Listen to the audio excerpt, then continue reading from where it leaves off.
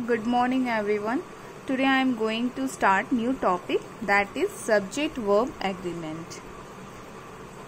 You already know that what subject and verb are in a sentence.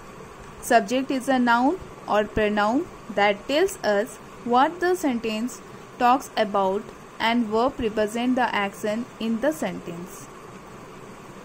Then what is subject verb concord or agreement? It means that the subject and verb in a sentence should agree or match. Otherwise, the sentence will not sound right. Okay. So, here is the first point of the subject verb agreement. The first point is the verb is. All of you all know that is used in present tense, and when it is singular form then it will use their is. Okay, the verb is used with present tense singular nouns or pronouns, and are also is in present tense when it will be plural noun or pronoun. Okay. So, second point is the verb was. As you all know that was and were we will use in past tense. Okay.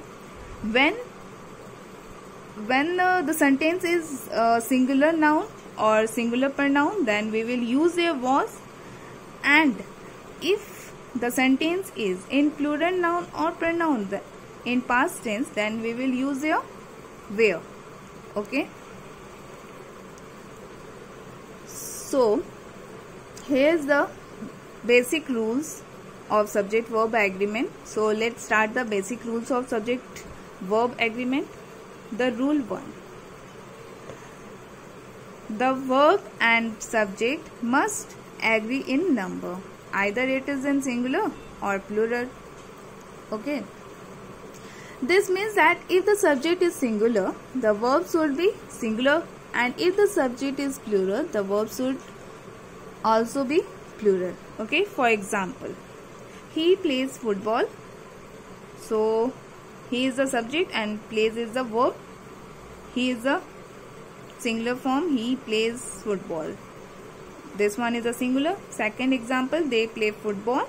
They is the subject and play is the verb. Okay, so this example is the plural form. Okay, now come to the basic rule. A singular subject needs a singular verb. A plural subject needs a plural verb. So here is the basic pattern. In first person we use I.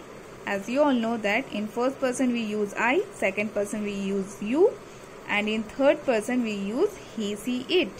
I, you, he, she, it is in singular, and in plural we use in first form we, second person you, and third person they. Okay. So now come to the rule 2. The number of the subject, either singular or plural, will not change due to word or phrases in between the subject and the verb. For example, one of the glasses is empty. Here one is the subject and is the verb, and this sentence, this example is in singular form because here one is a singular.